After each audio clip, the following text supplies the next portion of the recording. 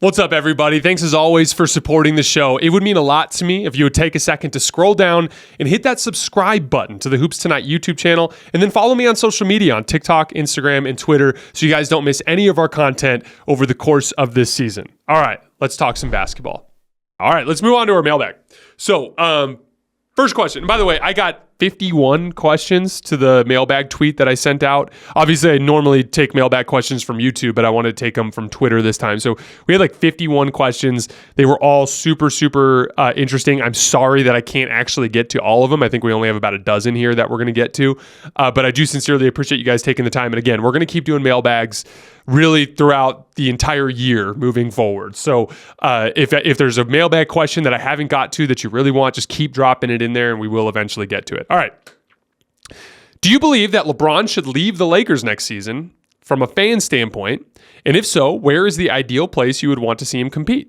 And if not, could the Lakers be competitive next season? So if LeBron leaves, which if they lose in a disastrous fashion, I think that he should. I would hate to see LeBron go down with this particular ship in Los Angeles, where he's surrounded by incompetence in so many different levels in the coaching staff and in the ownership group and in the front office. It's just layer after layer. Even even in the medical staff, even like there's a statue with typos on it out front of the arena. Like it's just clear. It's just so funny to me how like when there's incompetence at the ownership level, it just trickles down to every single level from there. But I want to see him play for the Knicks. I think it's an absolutely perfect fit in that front line. If you just kind of slotted him into that Julius Randle spot, I think it would immediately make them a top tier championship contender. It'd be a big market that actually justifies a presence like LeBron making a move in that direction. I think Jalen Brunson is the perfect type of co-star for him, is that like offensive fulcrum type of guy. He'd be in a defensive role where because of Dante DiVincenzo and OG Anunoby, he'd never have to defend on the ball. Because of Mitchell Robinson and Isaiah Hartenstein, he'd be consistently in that low man position where I think he'd be really impactful. I think the Knicks would be amazing. Can the Lakers be competitive next season? It just really depends on what they end up doing around the draft. They're going to have 3 draft picks as well as some other roster assets that they can move. They really got to go one of two directions. And I talked about this yesterday with Jovan, but they either need to bring in a legitimate offensive fulcrum to run the offense the entire season, which will just help them be better in the 82 games, or they need to bring real high motor athletes on the perimeter because at this point, LeBron and AD are just not consistent enough with their athletic engagement. Next question. If the Knicks are healthy, do you think they have a legitimate chance to go to the finals? Absolutely. I think that everybody but the Celtics is flat out beatable, and I'd be tempted to pick a healthy Knicks team over all of them, including the Bucks. Because the Knicks aren't healthy, I would pick the Bucks as the safer number 2 in that conference. But if the Knicks were fully healthy and in rhythm, they've just played better basketball this year than Milwaukee, in my opinion, relative to the talent that they've had available to them in the lineup. As far as getting to the finals, they'd have to beat Boston, right? But they're a big physical team, and they can wear you out. And I think they could bait Boston into some of their worst tendencies. Them scoring the basketball would be tricky because of all the perimeter defense that they could throw at the table. But if they could drag it down into the mud, and if they get enough out of Jalen Brunson, I absolutely think they can. To me, the Knicks are not in the top tier of contenders, obviously, but they're in that next tier. And I think when they're healthy, they're very capable of making a finals run. All right, we have 2 Pelicans-related questions. I'll read them both, and we'll go through them both. Can the Pelicans win the Western Conference and make it to the finals? Second question, Pels fan here. Do you think Zion's play right now is sustainable for the playoffs, for when the game slows down and teams can really zero in on him defensively? He's a great regular season player, but he's untested in the playoffs. So first of all, can the Pelicans win the Western Conference and make it to the finals? Of course they can. I just have them at the bottom tier among the Western Conference playoff teams. They have a couple of specific things that are big red flags for me. So for instance, they've been a very good defensive team, but they have not been a very good defensive front court. And throughout this season, that Zion-Jonas front court on many different occasions has been picked to pieces. And NBA history tells us you need an elite defensive front court to win the title. I mean, Jokic-Gordon is probably the worst defensive front court to win the title in well over a decade. And Aaron Gordon was unbelievable defensively, both as a low man and as an on-ball defender during that playoff run. So for me, like, I just don't think the Pelicans have the defensive personnel in the front court that they need. As far as the in order to be considered as dangerous as their record would lead you to believe, right? As far as the offensive end of the floor goes in Zion, like obviously this season turned around for the Pelicans when Zion took a larger role offensively. I also think Zion just got in better shape and started to get his legs underneath him. That lob dunk he had the other night was the most athletic I've seen him look pretty much since Duke. So like I think, or at least since he was healthy a few years ago. So like I really do think Zion coming around has been what's turned this season around. That said, like when we get to the postseason offensively, there is something to be said about the borderline comical way that teams will try to attack your flaws. Like think about like what LeBron James did to Zion in the in-season tournament game, the one where the Lakers beat the hell out of him. He basically just sagged way the hell off of him and anticipated his driving angles and more or less removed him from the game. And now I think Zion's a better athlete now than he was then. He's in better shape and he's moving better. And I do think that Zion would be able to have more impact. But I am curious to see how teams kind of play him because they'll sag way the hell off and they'll try to kind of like be sitting on that left-hand side and just try to beat him to spots in the lane. They'll bring physicality. Here's my prediction, though. My guess is that Zion will have success offensively in the postseason. My bigger concern is just that Zion being targeted on the defensive end of the floor. Just, again, putting him in a bunch of actions where they can try to bait him into getting out of position and getting a lot of easy baskets at the rim. That has been a consistent theme this year. Their perimeter defense is unbelievable. Herb Jones is like one of the best defensive players that I've watched this year. Brandon Ingram is having the best defensive season I've seen him have in years. They have a ton that they bring to the table on the perimeter defensively, and they fly around and they play hard and they play passing lanes and they apply ball pressure and they force turnovers. And then it's like their front court where I have my concerns. And so that's where I think they'll have issues when we get to the postseason. Do you think there's a chance that Vando and Gabe can come back and actually have impact towards winning once the postseason comes? I know them not having conditioning is going to make things a lot more difficult. Or should we rock with the guys who have been playing? Gabe is the one that I don't really understand where he fits. You think of him as like a perimeter defense kind of guy at the guard position, but that to me is what Spencer Dinwiddie has been filling.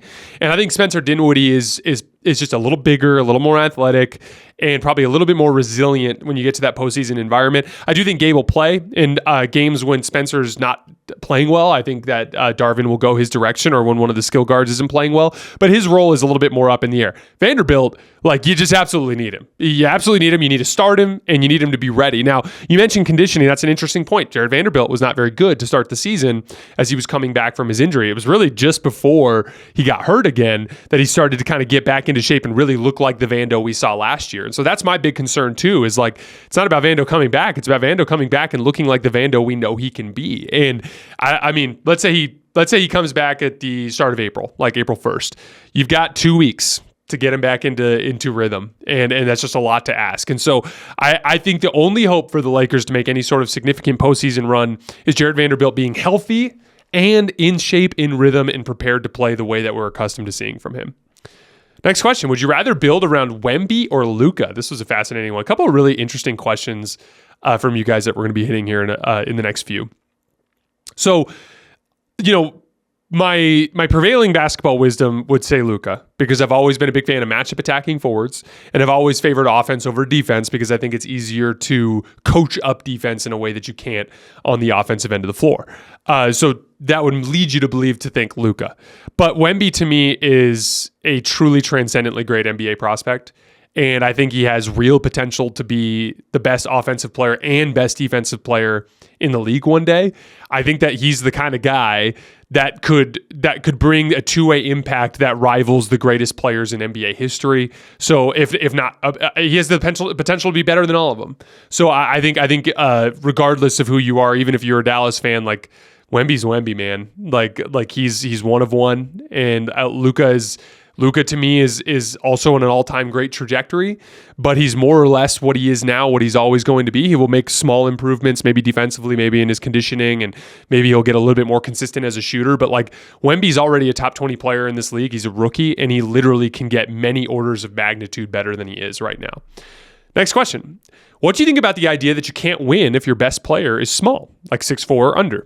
What do you need for it to happen, in your opinion? And right now, which players do you think can/could do it in the future? I think it's possible, but his team has to be perfectly built. So first of all, Steph Curry is a guy that has won a title as the best player on his team under 6'4". He did it in 2022. Now, Steph is the best small player in NBA history, and it's not close. When you look at the top 10 players in NBA history, most people are going to have Steph on there, and then everyone else on that list is either a 6'6" super athletic shooting guard or someone who's 6'8" and taller and has all these incredible physical gifts in terms of their size, right? And so that's why I say Steph is the most skilled player in NBA history. It's just he's won with skill at a higher rate than anybody who's ever come before him. That said, I do think it can happen again. You asked to pick a couple of guys. I picked two. Jalen Brunson, I think, is a guy that if you built the perfect type of team around him, that I think he could do it. Like that Knicks team, I think, has just an outside shot and when they're healthy. And so I think you have to include Brunson in that list. The other guy I put was Ja Morant. I think Ja Morant, especially if they can kind of rebuild around him in Memphis, I think that he's the kind of guy that could be so transcendently great offensively and so difficult to guard that he's a guy that could lead a team to a title. So Brunson and Morant would be the two guys. But again, like it is uncommon, and there's a reason why Steph's the only guy who's really done it. And it's because like in the modern era, it's just difficult to do at that size. And Steph is more like an exception that proves the rule in a lot of ways. And for instance, I'd feel a lot better about Brunson and Morant if they were the second best players on their team, if that makes sense. Next question. Do you believe that if the Cavs had won Game 1 of the 2018 Finals after LeBron's dominant performance when he had 51, do you think they could have had any shot at winning the series? No, unfortunately. I wanted LeBron to win that game really badly just because I felt like he deserved it. I thought he played a game that deserved to win. And there was that bizarre overturned charge call, the missed George Hill free throw, the J.R. Smith forgetting the clock. There's a bunch of stuff that went against him down the stretch of that game that took the game away. But I thought LeBron was far and away the best player on the floor and deserved to win that game. And it's unfortunate, is what it is. But had he won, all it would have been is a slightly different footnote on a gentleman's sweep, a 4-1 type of win for Golden State. They were just so much, again, like look at the guys that LeBron was playing with in that series compared to, in my opinion, the most talented roster in NBA history. Next question. I don't know whether you addressed this before, but what are your thoughts on the play-in games in general? For me, personally, I don't like 7 versus 8 and 9 versus 10. I think it should be 7 versus 10 and 8 versus 9. Love your show. Been following since the Lakers Tonight years. Thank you so much for supporting the show. I sincerely appreciate that. So many of you guys wrote kind things to me in the mailbag, and I hope you guys just know that like not a day goes by that I don't think about how lucky I am to do what I do for a living and how I wouldn't be able to do it if it wasn't for you guys in supporting me. So thank you so much. It's really this simple. You can't do that because you can't have an 82-game season come down to one game for teams that actually did crack the top 8 in the standings. They do it 7 versus 8 and 9 versus 10 because 7-8 get to potentially lose twice. So like if that 7 game you happen to have just an ice cold shooting night and 8 comes in and beats you, you can turn around, like look at Miami last year, right? Miami loses to Atlanta. Miami ends up going to the finals and they lost their first play-in game. It wouldn't have been fair, in my opinion, if they had been in the top 8 to kick them out over one loss where they just had a bad night on the defensive glass against the Atlanta Hawks, right? So like that's kind of the way I look at it. Like 7v10 seems fair because it's a better matchup for the 7, but if you're the 7 seed, you would rather play the better team but have 2 chances over playing the worst team and have 1 chance any day of the week because of the variance that exists in basketball. All right, we have 5 more questions, it looks like. This is a really interesting one. If I had a time machine and went to the future and came back and I told you that neither the Nuggets or the Celtics were going to make the finals, what teams would you pick to make the finals? And what do you think would be the reason the Celtics and Nuggets wouldn't make the finals? So reasons, Boston would lose in the classic way that we've seen them lose. They would go cold from 3 and then fail to find higher percentage shots around the basket and go down shooting and missing threes. And not defending as well as they're capable of because they didn't bring appropriate urgency on that side of the floor. Denver, I put one of 2 things, either an injury to a starter, because I think their whole system could become easier to guard if one of those guys gets hurt. And then 2, kind of like what happened in overtime against Phoenix, like if there's been one kind of little vulnerability I've noticed, sometimes late in games, Jamal Murray plays hero ball. And he makes them a lot. Like he made big shots against Phoenix. He made big shots against Dallas. But specifically in the overtime against Phoenix, Bradley Beal was ignoring KCP, defending all those actions 3-on-2, really sitting down in the lane, and Jamal was just hunting his own shot and missed a couple of really tough ones instead of like just playing basketball in the flow the way that Denver typically does.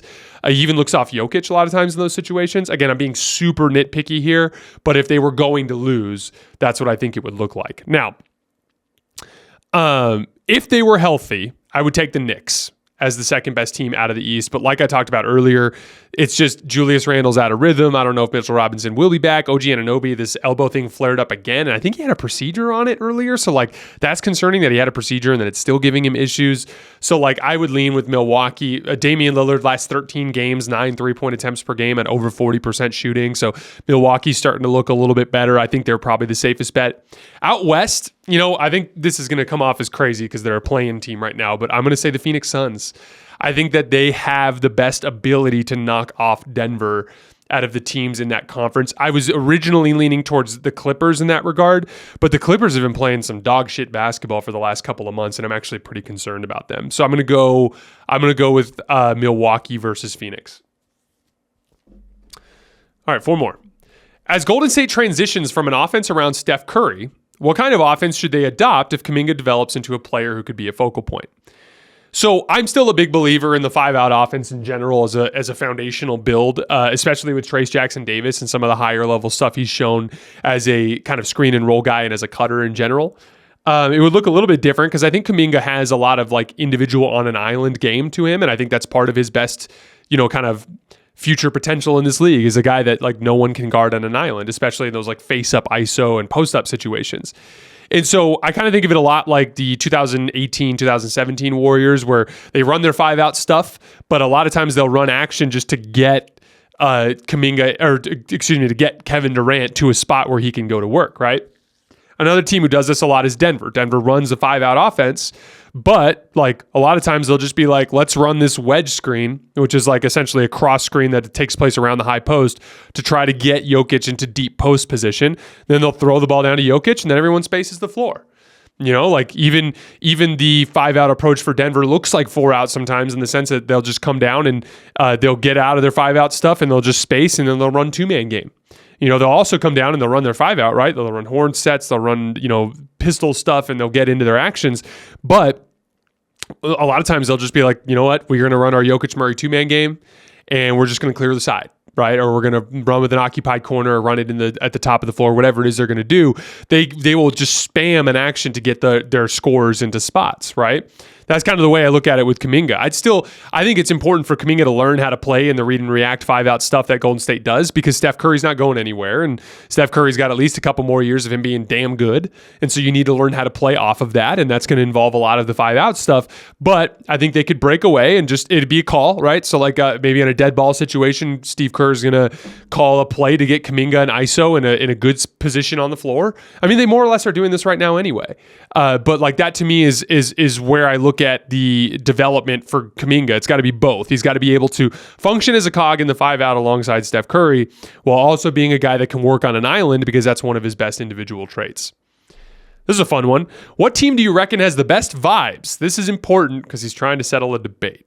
So I just off the top of my head, I ranked my top 5 vibes teams. Now, again, vibes for me are teams that just like each other and love playing basketball. And just overall, over the course of the season, there's less of the dips down into the malaise and the where it just seems like they're unhappy and don't like each other.